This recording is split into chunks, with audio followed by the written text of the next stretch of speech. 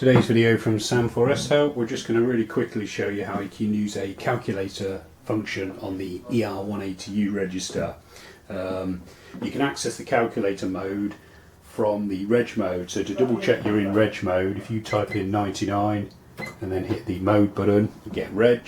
So to enter calculator function, it's 100, then the mode button again, and then you're in calculator mode. So you can make your calculations.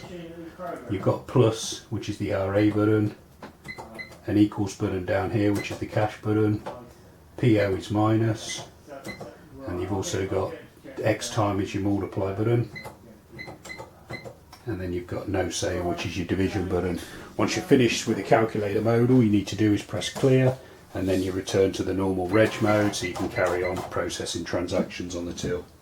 Okay, I hope that video has been helpful. We've got plenty more videos showing you how to get the best out of the ER180Us, some of which will be appearing on screen now, so you're welcome to check those out. You can also subscribe to this YouTube channel or visit sam4shelp.co.uk for more. Thanks for watching.